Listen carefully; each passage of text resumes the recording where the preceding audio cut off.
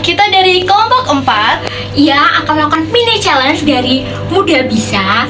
Di sini ada aku, Febrianti, dan aku, Kaisa Fitari, Dan aku Adila Putri Salihah. dan aku Renaisa Fikrian aja. tentukan keseruannya ya. Dadah.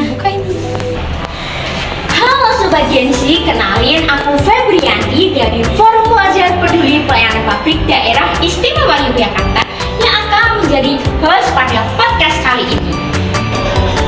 Halo Sobat Gen Z, kenalin aku Adila Putri Salihah dari Universitas Ahmad Dahlan sebagai awardee beasiswa unggulan 2024.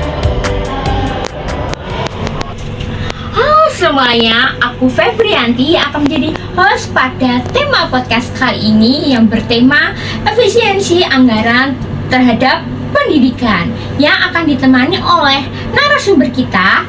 Halo, kenalin aku Adila Putri Salihah dari Universitas Ahmad Dahlan sebagai awardee beasiswa unggulan 2024. Oke, teman-teman pastinya tahu dong bahwa terdapat berita terkait efisiensi anggaran pendidikan sebesar 71 triliun yang pasti akan berdampak kepada kita, khususnya para pelajar.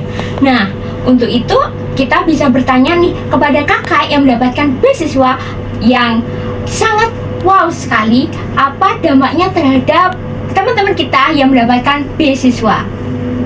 Jadi karena adanya efisiensi anggaran di tahun ini, itu banyak sekali dari beasiswa atau dari biaya beasiswa itu yang dipangkas secara besar-besaran. Dari beasiswa KIP, kemudian beasiswa Merdeka, kemudian beasiswa unggulan juga itu termasuk menjadi salah satu dampaknya. Nah, untuk beasiswa unggulan sendiri ini tuh karena aku itu sudah menjadi awardee dari tahun 2024, jadi untuk sementara itu belum ada berita terkait pemotongan anggaran. Namun dampaknya itu akan dirasakan oleh awardee selanjutnya karena nantinya itu ada dua kemungkinan, bisa jadi kuota dari beasiswa unggulan itu akan dikurangi atau dari biayanya yang akan dipangkas, seperti itu Kak.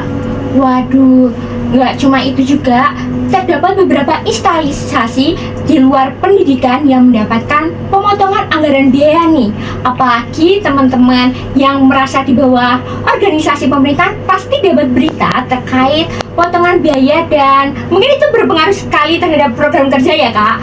Aku juga merasa di forum anak, juga di forum pelajar peduli pelayanan publik ini mendapatkan pemotongan anggaran, sehingga kita juga bingung nih terkait program kerja yang akan terlaksana karena pemotongan biaya, apalagi yang menjabat sebagai bendahara nih Kak.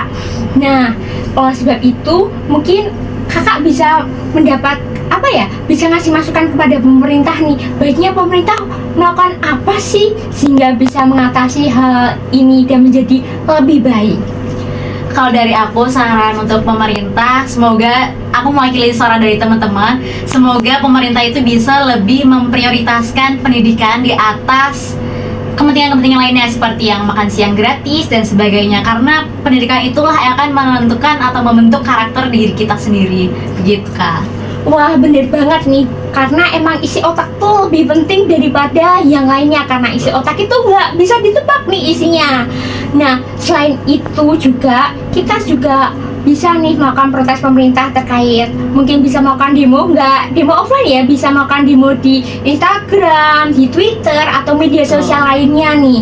Apalagi program makan gratis ini juga bisa membuat koruptor membludak nih. Teman-teman tahu nggak sih, ada berita terkait orang tua wali disuruh membayarkan uang sekitar 20.000 sampai 50.000 kepada sekolah nih. Untuk apa tuh Kak? Itu tuh untuk alasannya sih untuk tempat makan nih. Padahal kan kalau misalkan hanya untuk kepentingan tempat makan nih, teman-teman atau siswa-siswi ini bisa membawa tempat makan dari rumah nih, dan alasan tersebut nggak masuk akal banget. Apalagi kan kasihan ya, kebanyakan di Indonesia ini masyarakatnya menengah ke bawah nih, sehingga walaupun mungkin alah apaan sih cuma 20.000 50.000 sepele, tapi kan itu juga bisa buat makan sekeluarga, bahkan buat memenuhi kebutuhannya sehari loh.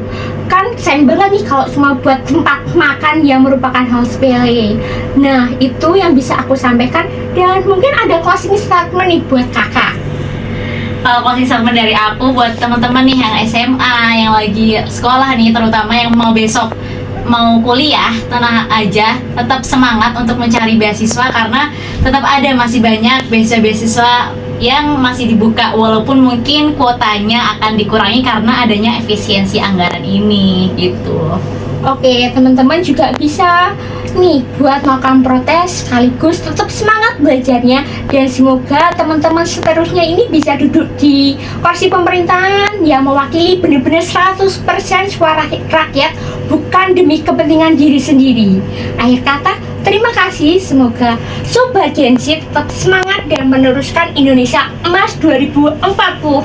Terima kasih. Terima kasih. Dah.